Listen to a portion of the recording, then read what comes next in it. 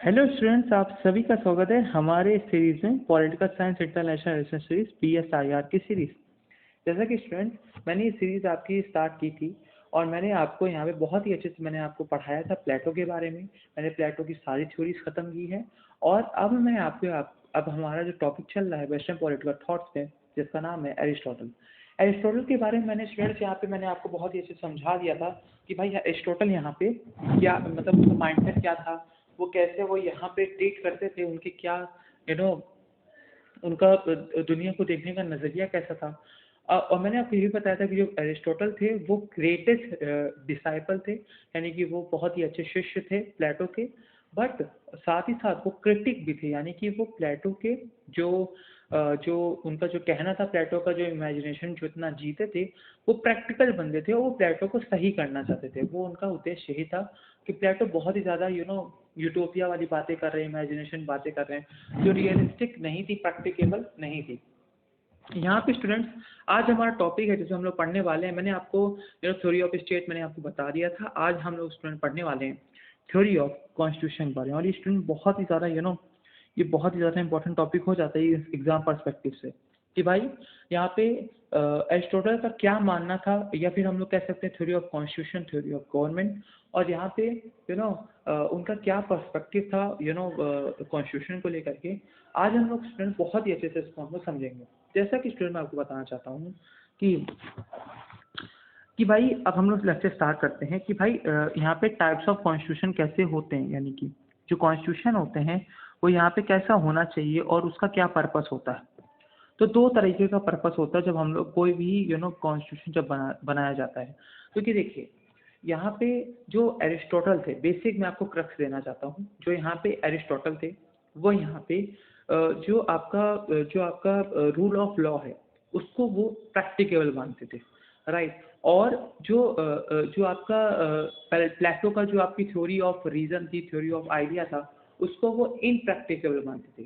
उनका यही कहना था कि भाई जो भी फिलोसफर किंग है अगर वो बेस्ट है, राइट, अगर वो बेस्ट है बट वो प्रैक्टिकेबल बेस्ट नहीं है, यानी कि प्रैक्टिकेबली वो बेस्ट नहीं है। वो यहाँ पे मतलब अगर हम लोग देखते हैं कि भाई कि जो आपका प्लेटो के बारे में यही था कि जो फिलोसफर किंग होगा वही सब सच्चा होगा, वही सही होगा। बट द रियलिटी इज वो कहते थे प्रैक्टिकेबल नहीं है। प्रैक्टिकेबली जो सच्चाई है वो है आपकी पॉलिटी में, वो है आपकी आपकी पॉलिटी में, वो है आपकी रूल ऑफ लॉ में। वही वो सोचते था, वो जो रूल ऑफ लॉ है वो आपका बनाएंगे कौन, वो कई ढेर सारे लोग मिलके बनाएंगे। उनका ये कहना था कि रादर देन वन विजडम, यानी कि एक विजडम से ज़्यादा सही है आप कई ढेर सारे विजडम्स को आप समझो और उनके विजडम से आप एक कानून बनाओ। एक विजडम वाला इंसान ऐसा इम्प्रैक्टिकल है कि वो डिज़ायर्स उसके अंदर नहीं होंगे, या फिर वो उसके पास कुछ पाने की चाहत नहीं होगी, तो वो ऐसा सोचते थे। तो यहाँ पे अब हम लोग मैंने आपको थीम दे दिया। अब मैं आपको ये नोट्स में क्या लिखा मैं समझाता हूँ। उनका ये कहना था कि भाई देखो, कॉन्स्टिट्यूशन बनाने का दो पर्पस होना चाहिए, एक तो नॉर्मल, एक तो आपका जो आपके दो लोग होते हैं, एक तो नॉर्मल होता है और आपका यहाँ पे एक तो आपका होता है डिजीज टाइप, यानी कि जो अपने इंटरेस्ट बना रहे हैं। अब आप कहोगे भैया कि यहाँ पे ये नॉर्मल का मतलब क्या है। नॉर्मल का मतलब ये है कि ऐसे लोग जो यहाँ पे लोग मतलब ऐसा जो कानून, ऐसा लॉ जो यहाँ पे इंटरेस्ट ऑफ द पीपल, यानी in the interest of the people के लिए बनाया जाए, तो इसको यहाँ पे कहते क्या है, ऐसा जो कानून है, ऐसा जो लॉ है वो सही है। बाकी का जो लॉ है वो यहाँ पे गलत है और वो डिसीजेबल है।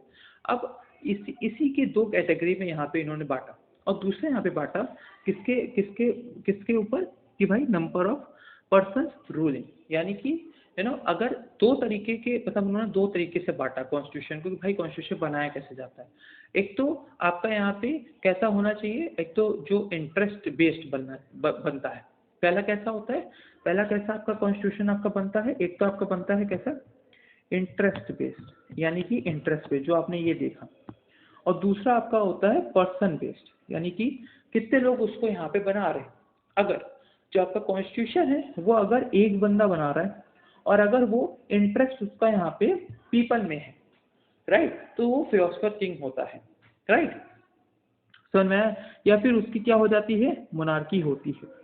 और अगर वही बंदा अगर वो अपने खुद के इंटरेस्ट के लिए बना रहा है, देन वो बंदा कहलाता है, उसकी जो गवर्नमेंट होती है वो आपकी होती कौन सी है, टायरनी हो जाती है। तो यानी कि वो अपने ऊपर सारी चीज ले लेगा और वो रूल करेगा, अपने हिसाब से वो करने वाला है। एरिस्टोटल ये कहते हैं कि भाई इट इज ए साइकिल। अगर मान लो जैसे कि अगर आप यहाँ पे किसी फिलोसफर किंग को अगर आप यहाँ पे सारी ताकत दे देते हो, तो यहाँ पे वो आपके लिए वो घातक हो सकता है, क्योंकि कोई भी इंसान इस दुनिया में ये नहीं है कि वो यहाँ पे मतलब नॉलेज के लिए काम करे, वो यहाँ पे सिर्फ और सिर्फ नॉलेज से प्यार करे, वो मतलब किसी और से प्यार करे ही ना, वो मतलब डिजायर उसके अंदर ना हो। तो ये प्रैक्टिकली पॉसिबल नहीं है ना, क्योंकि आप जैसे मान लो मैं आपको सारी पावर दे दूं, तो आप तो यही चाहोगे कि भैया मैं ये भी खरीद लूँ, ये भी खरीद लूँ। We are living in the senses, right? It is a practical चीज। और प्रैक्टिकली उन्होंने क्या बताया मैं आपको बताता हूँ। तो नंबर ऑफ पर्सन के बेस उन्होंने वन के बारे में बात की, फिलोसफर किंग के बारे में बात की।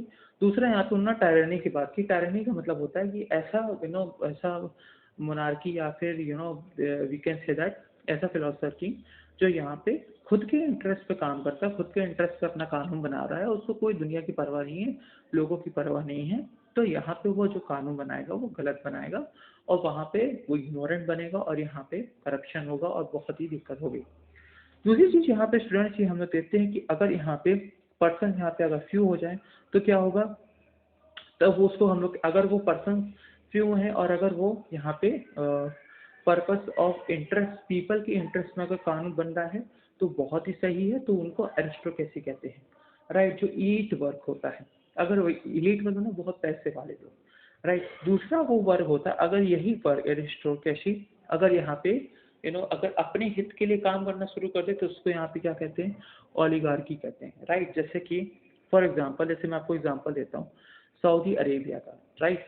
सऊदी अरेबिया में अभी यहाँ पे बहुत लोग कहते हैं दे आर एरिस्टोक्रेसी है वहाँ पे, बट द रियलिटी इज वहाँ पे अभी ओलिगार्की थोड़ी बहुत हो रही है, राइट? यानी कि वो जो कुछ चुनिंदा जो रिच पीपल्स हैं जो यहाँ पे अपने हिसाब से कानून बना रखे हैं धर्म के नाम पे, तो यहाँ पे ये चीज़ है। और बहुत से आपको एग्जांपल मिल जाएंगे कई कई देशों में।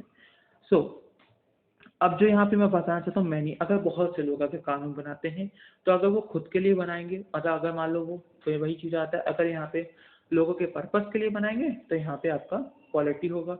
और अगर वो मतलब यहाँ पे अगर वो अपने खुद के मतलब अपने खुद के पर्पस के लिए बनाएंगे, उससे वो यहाँ पे क्या कहा गया, डेमोक्रेसी कहा गया, राइट? तो ये डेमोक्रेसी हो जाएगी, यानी खुद के पर्पस के लिए। आप खुद देख सकते हो जो नेता लोग होते हैं, राइट? जो हमारा कानून बना है वो नेता लोगों के लिए बहुत ही ज़्यादा, मतलब अगर एक बंदा अगर आप खुद माइंडसेट ऐसा बन गया है भाई कि भाई जो यहाँ पे नेताई कर रहा है, अगर उसके पास यहाँ पे कैबिनेट है, मिनिस्टर है, तो उसको यहाँ पे बहुत पावरफुल बंदा माना जाता है, वो अपने इंटरेस्ट पे बहुत सी चीज़ें कर सकता है।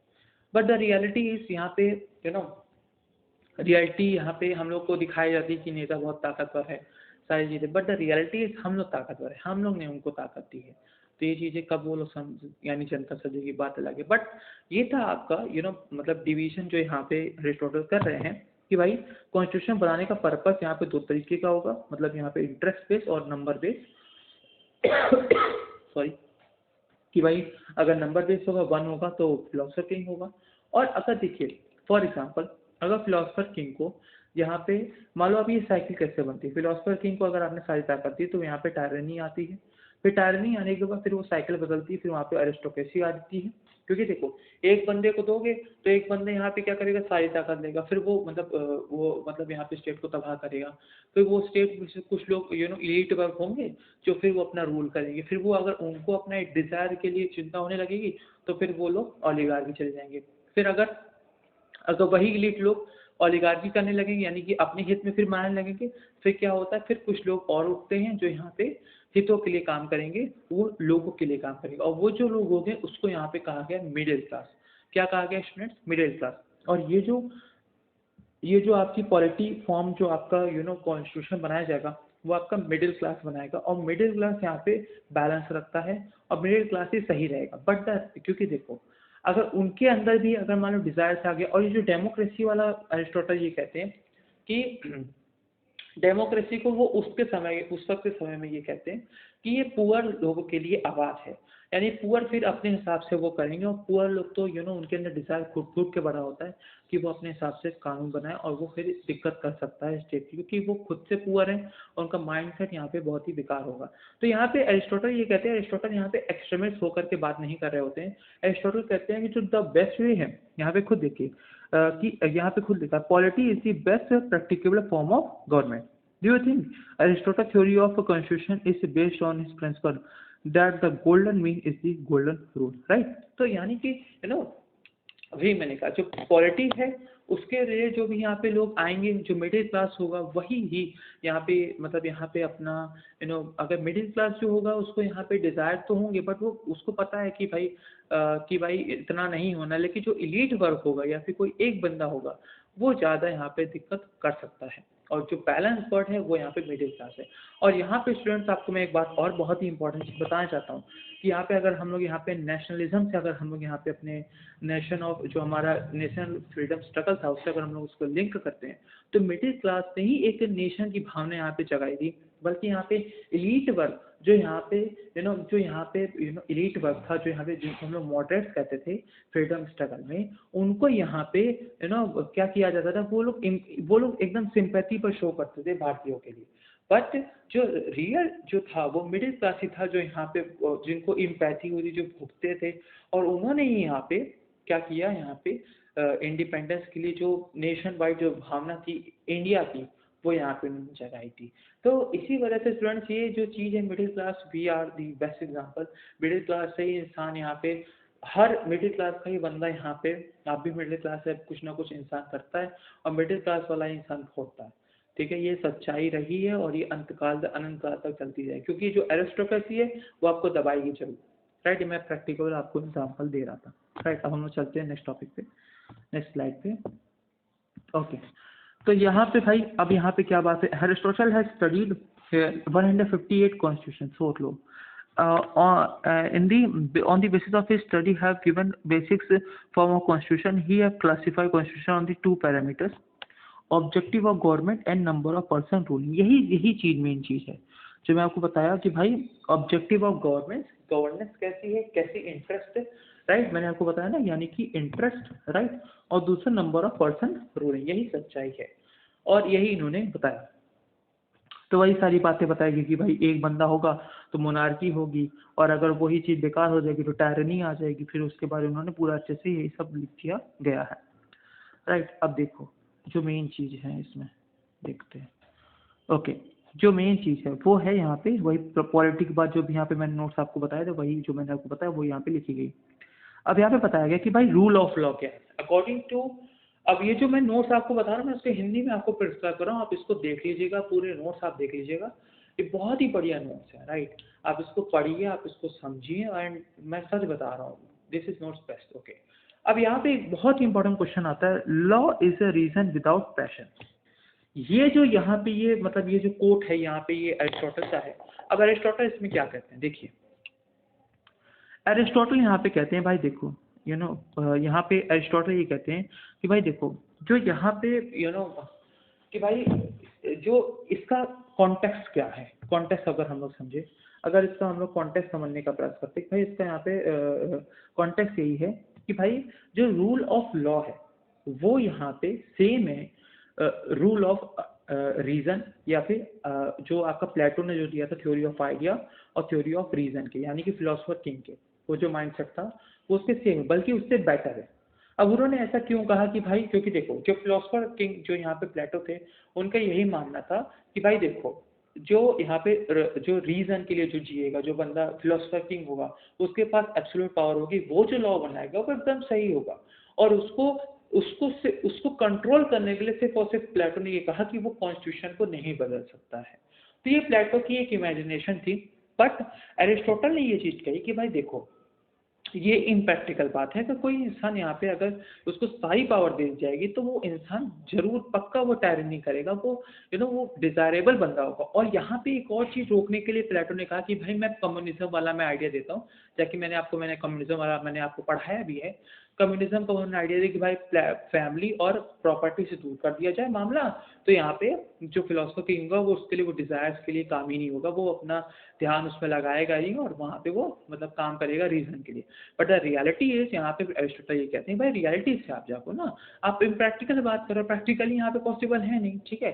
तो यहाँ पे कहा गया कि भाई देखो यहाँ पे, और दूसरा ये कहा गया फ्लैट, अब यहाँ पे अरिस्टोटल ये इससे कहते हैं कि भाई देखो कि जो आप कह रहे हो ना वो इम्प्रैक्टिकल है। यहाँ पे वो कहते हैं कि भाई देखो यहाँ पे ये चीज़ है, भाई देखो कि जो आपकी जो आपका विजडम है, यानी कि अगर कोई एक इंसान यहाँ पे अपने विजडम से लॉ बनाता है, ऐसे कई ढेर सारे अगर इंसान के विजडम यहाँ पे जोड़ दिए जाए और यहाँ पे एक ऐसी पॉलिटी बनाई जाए, एक ऐसा लॉ बनाया जाए, तो जो स्टेट को बनाया जाए, जो रूल ऑफ लॉ रहे, वो ज़्यादा बेटर होता है, ठीक है। जैसे कि मान लो एक यहाँ पे फॉर एग्जांपल, एक आपने कहा एक ऐसा मान लो एक यहाँ पे फिलोसफर किंग है, ठीक है, उसका यहाँ पे नियम चलेगा, सब चीज़ चलेगी, बट ऐसे कई ढेर सारे लोग यहाँ पे आ जाएं और वो उसकी विजडम से अगर हम लोग कानून बनाए, तो वो होगा आपका रूल ऑफ लॉ, वही होगा आपका ट्रू कॉन्स्टिट्यूशन, वही आपका होगा थ्योरी ऑफ आपकी, यही कॉन्स्टिट्यूशन थी। यानी कि जो आपका लॉ है, यहाँ पे जो कमेंट किया गया भाई ये बहुत ही इंपॉर्टेंट है, इसको आप प्लीज़ इसको आप नोट जरूर देख लीजिएगा, क्योंकि बहुत इंपॉर्टेंट है। Law is a reason without passion, यानी कि लॉ ही रीजन है विदाउट पैशन के, यानी कि जो आपकी थ्योरी ऑफ जो रीजन थी, किसके द्वारा, प्लेटो के द्वारा दी गई थी कि भाई जो रीजन किया जाएगा वही लॉ बना सकता है, ऐसा नहीं है, एक ही इंसान बना सकता है, ऐसा नहीं, कई ढेर सारे लोगों का यहाँ पे योगदान है और वो यहाँ पे लॉ बनाएंगे तो वो बेस्ट होगा, वही आपकी पॉलिटी होगी। तो सॉरी स्टूडेंट्स, यहाँ पे थोड़ा बहुत अगर थोड़ी दिक्कत हो रही है, टेक्निकल इशू हो रहा है। तो आशा करता हूँ स्टूडेंट्स आपको ये समझ में आया होगा थ्योरी ऑफ कॉन्स्टिट्यूशन, इसका यहाँ पे अरिस्टोटल का, और इससे आगे की जो आपकी थ्योरीज हैं मैं आपकी लाता रहूँगा। तब तक स्टे ट्यून्ड। जय हिंद, जय भारत।